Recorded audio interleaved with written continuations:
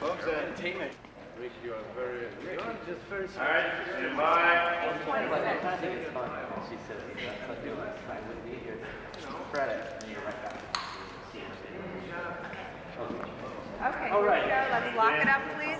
Lock it up. We moved a little bit over where we still were in this angle.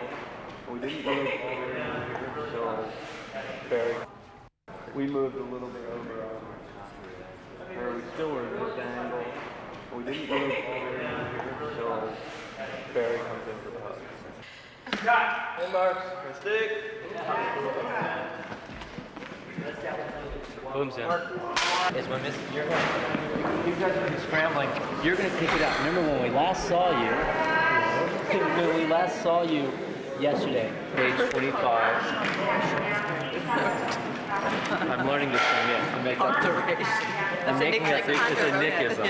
So when it says save it for Mr. Potter, dear, you will do it here. You face her. Yours here, and you're like here, but you're like here. So yours, it's kind of like, is that? How, do you know what I mean? Yeah. You want to be? Find her like this. Oh yeah. Just one. Okay.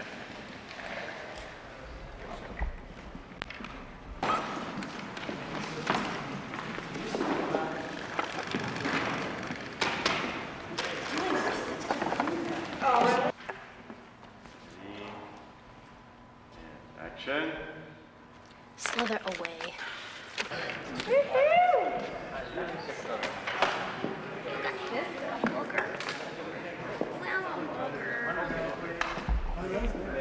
Turn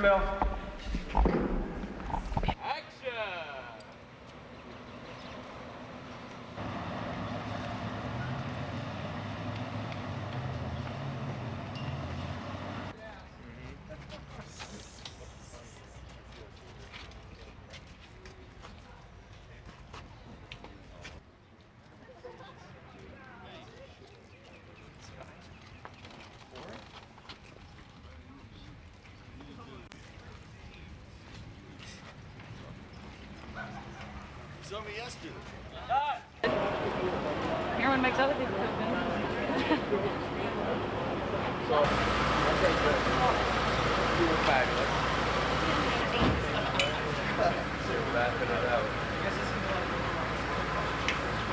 Don't look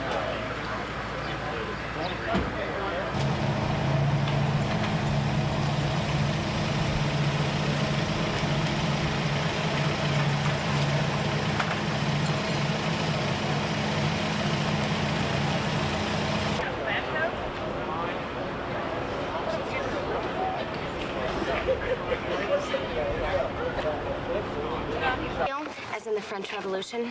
Oh, it's cute. I think we can do better than cute. Don't you think so, Leanne? It's very well done. Good job.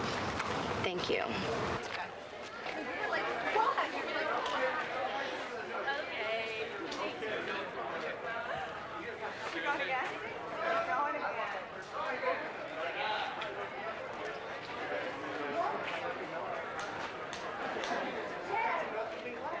Actually, that's third grade, and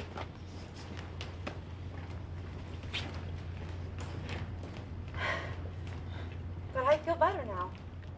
Thanks. I cannot believe you did that. Oh my God! You have to chill on the hair product.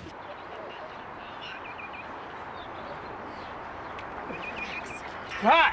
That was really good. Excellent. Really good. Excellent take. That was great. All right, let's go again. Amazing. That was.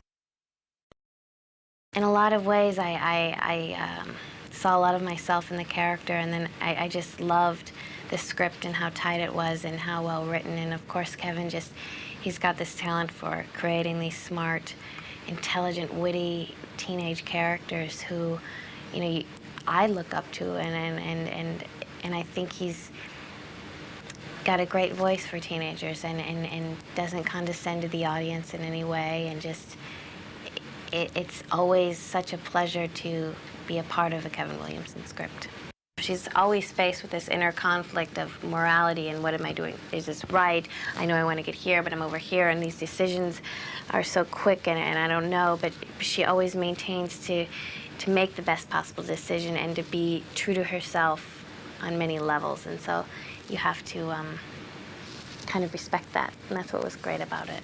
To be around someone of that caliber and be able to work with somebody who is so revered and just so talented and experienced was an invaluable experience that I just feel so honored to have had at such an early stage in my career. He's great, you know, he's wonderful. I think that he also has an absolutely natural, whether it's instinct or not, I don't know, but I think that he's watched a great deal. Obviously, he's seen 3 of his scripts made into films. He produced on Dawson's Creek and was there in the editing room. And he thinks editorially as an editor, as a film editor, which is the most, by far the most productive way, I think, for a director to think in terms of cuts, which is very rare for a writer. You know, I said this is my dream role, to be tied to a bed all day long. I mean, what could be better? And also in the world's most comfortable costume.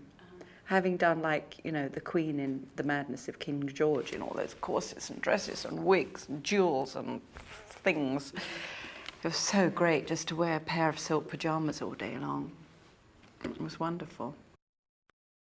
Out of all the scripts that I read over you know, probably a month or 2 before hiatus, you know, Tingle was probably on the top of my list of all of them. I mean, there's maybe 1 or 2 others that I, you know, liked, but not as much as Tingle. Most of the other ones kind of had, they were basically all the same, just like with different situations or in different towns, or, you know, age difference by like 2 years, with the same speeches and the same dialogue in all of them. So I was really excited when I got the script and just crossed my fingers and hoped that I got it. He writes for young people so well, but he also kind of writes them as being very intelligent. It was perfect. I was an underachiever when I was growing up. I slipped right into the character right away. No, no, I was excited. I was also excited another way because the character that I play on the series that I'm on is, you know, probably the nicest guy on TV. So it was kind of good to come on and play like the cool badass, you know. Tingle was like the first thing I ever wrote. Tingle was sort of an autobiographical story, if I can take that liberty. It's a story about this. When I was a kid, in high school, I had this English teacher who I read a story out loud for, a short story I'd written that I really was happy with. It was the first thing I'd ever written, and I was so excited to get up and read it. And halfway through it, she stopped me. And she sat me down, and she didn't like the subject matter. She didn't like the content of it, and she wasn't basing her criticism on anything but its content. But she was such an evil woman that she just blew every dream I had. She just blew every dream I had of being a writer. She said, "Sit down, Kevin. That's disgusting, and you have a voice that shouldn't be heard." And I believed her.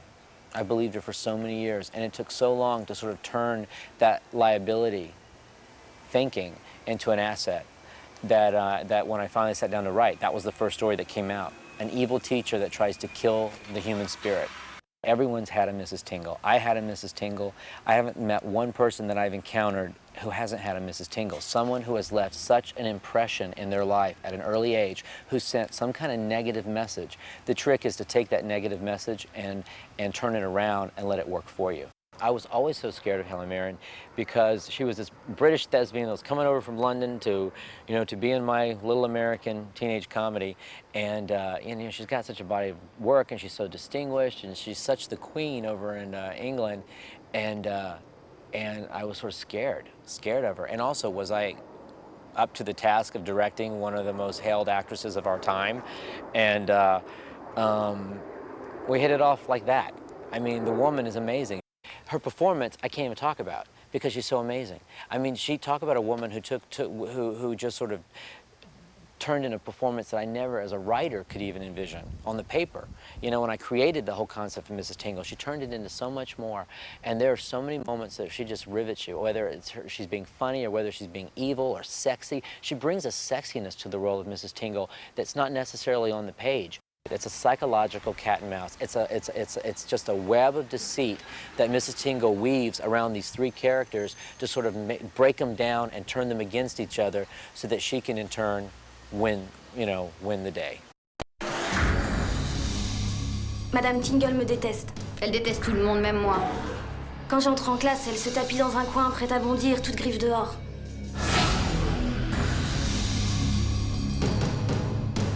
Fais voir, c'est quoi ce truc? Oh, c'est rien, c'est le sujet de l'examen. T'entends, non? La plus brillante des élèves surprise en train de tricher. Le beau scandale. On va se faire virer. Plus de diplôme, plus d'études, plus rien, fini. Qu'est-ce que vous faites? Vous pouvez plus humilier les gens comme vous le faites. Non? Je t'en prie, fais pas l'imbécile, pose cet engin. Oh oh, Madame Tingle. Oh mon Dieu. Il faut lui faire du bouche à bouche. Ah, ce sera sans moi, c'est sûr. Qu'est-ce qui se passe, Madame Tingle? Vous avez la trouille, vous aussi? Oh non, du tout. Au contraire, le plus drôle reste à venir.